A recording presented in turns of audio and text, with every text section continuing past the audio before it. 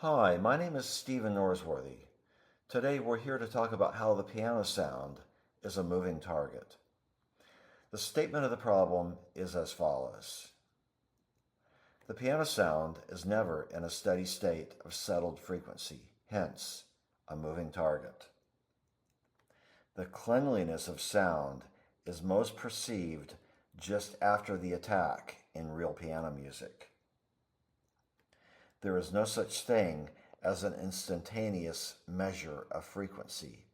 It occurs over a window of time. Ultimately, the question, when in time do we set the tuning, and on what basis? Because each string and its partials generally has a unique frequency decay characteristic. When unisons are coupled, the Weinrich drift effect can be profound, at least 1.5 cents, with a significant delay after the attack. Each coupled unison will have its own signature and spreading effect. There are unattended consequences or damaged inharmonicity from slight spreading and not tuning in the first initial attack period.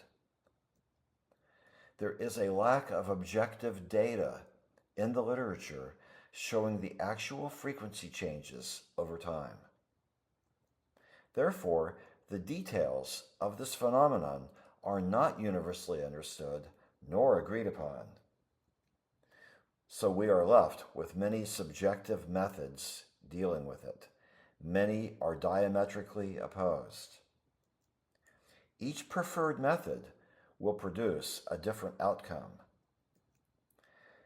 The solution is to make new technology to show in real time how the partials of a given string are changing frequency over time, giving the piano technician a target in time that is consistent and repeatable, and to make this a more objective practice, raising the bar to a higher level in the piano tuning industry. Now, concert piano tuners have provided me some insights about their current methods on this. There are essentially two groups. One group agree in principle to tune in the early phase soon after the attack, but admittedly lack the measurement tools to sample and hold the moving target with a high degree of accuracy and arguable point.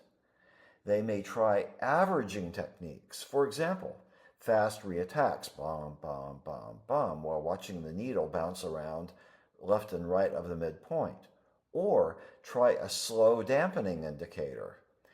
In both cases, it is an ad hoc procedure, not indicative of what is actually happening at the string, making the piano technician relying on eyeball and remembrance.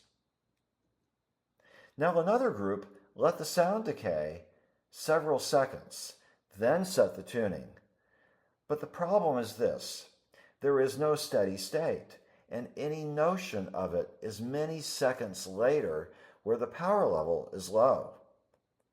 And in a practical sense, it is well beyond the time point where an actual piano music note settles before progressing to the next note.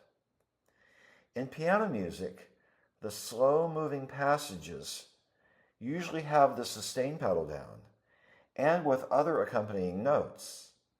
Again, the cleanliness of sound is perceived just after the attack, where the power level is still high. We therefore need two fundamental types of new tools. A spectrogram to show the frequency variation over time of one or more partials, and a capture device that is not placement sensitive in order to capture the pure vibration characteristic of the string without bias. Now, what is a spectrogram? A spectrogram is usually based on the short-time Fourier transform. We call it the STFT, which is based on the fast Fourier transform. And well, what is that?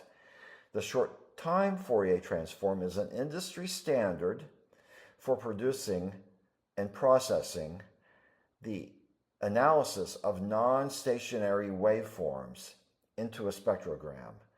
This entails taking one or more windows of time sequentially and reporting the frequencies of one or more partials at each time window period through a graphical or numerical interface for the technician to see how the partials are changing at every time block increment. The technician could receive a report on a display of one or more partial frequencies averaged over that window of time, giving the parameters of window length, start time, and stop time over which the measurement was taken. Now, how about this capture device? A capture device is typically a microphone. In other presentations, I have shown how mic placement variances around the soundboard can cause the actual frequency bias that is significant due to the resonances of the soundboard tilting the frequency spectrum. A string motion sensor is the solution to eliminating that bias.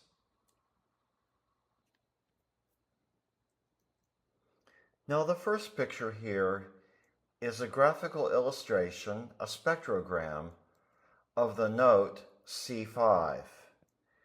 The note C5 is being played here, all unisons coupled, there's no mutes between the unisons, and the first four partials are graphed. The FFT block size spans 1,000 milliseconds, or 1 second. Each block, in this case, is overlapping the next block every half second, every 500 milliseconds. So we get a 1 second block of measurement. Then we assess what those partial frequencies are. Then we slide that block over a half a second, and we take the next 1 second measurement. Then we slide that block over another half second and take the next 1 second measurement. That's called an overlapping spectrogram or an overlapping periodogram in signal processing jargon. Now, what that does is it gives us a moving average of the ability to plot the partials block by block by block, where we get a new data point every 500 milliseconds. Every half second we get a new data point that is the average over that 1 second. And that gives us a very accurate way of representing how the partial frequencies are changing over time. That is what a spectrogram does. Now, in this case, let's look at what's happening. The partials show very little drift for the first 500 milliseconds. Then there is a clear and significant upward pitch change, or Weinrich drift, of the first and second partials. The red line is the second partial, and the blue line is the first partial. So after 1,500 milliseconds, or 1.5 seconds, those lines are significantly higher than 0.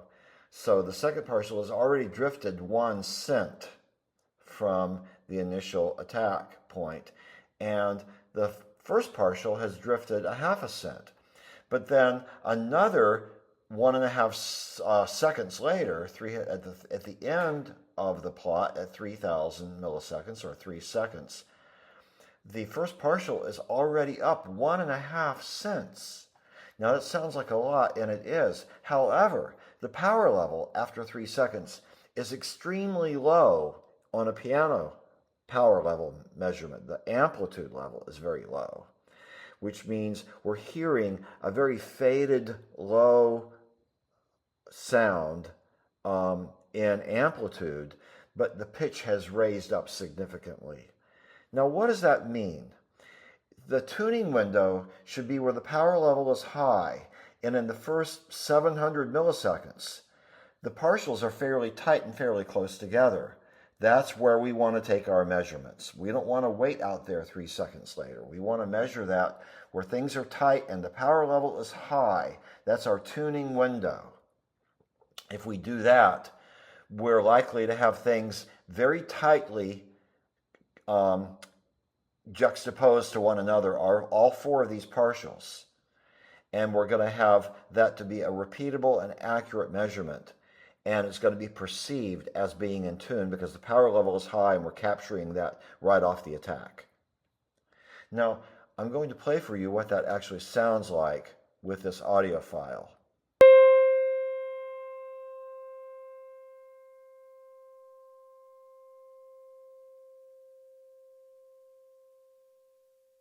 It's a very fat, whole sound. But now let's look at the next picture.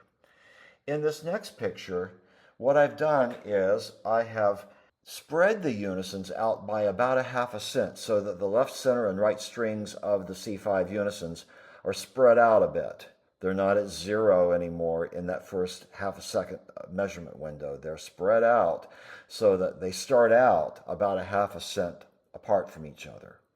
Now, I've talked to various very high caliber veteran tuners, 40 years experience, concert tuners, philharmonic tuners, people who have tuned for the best pianists in the world, who have fantastic ears, and every one of them I've talked to who have subjected themselves to actual measurement with these kind of tools have all admitted to me that they cannot beat about 1/2 cent.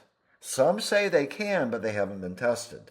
All the ones that have self-tested have agreed that they can't really consistently be better than about 1/2 cent by ear, by human ear. So what's happening is we get a form of dynamically induced inharmonicity and an unintended consequence. And this is without question an effect that changes the intended temperament of the piano when considering that each coupled unison will have its own signature characteristic and deviation. And you're getting this twangy sound relative to if you could have tuned it in the first 1/2 second to 0. Let's hear what that sounds like.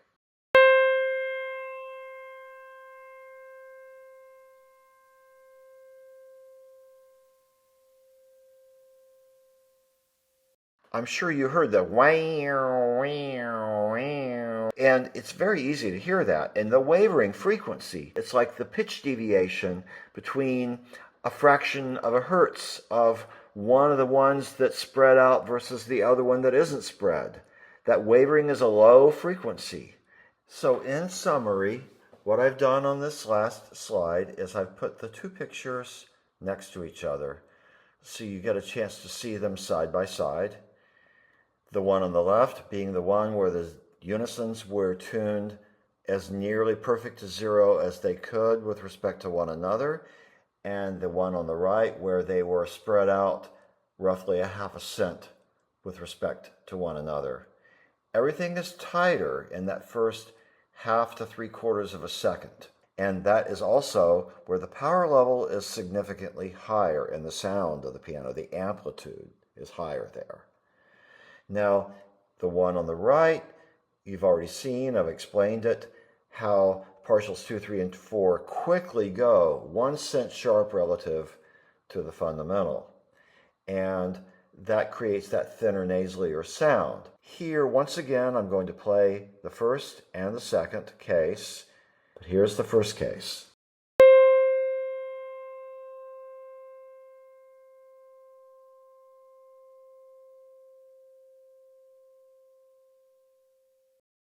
And here is the second case.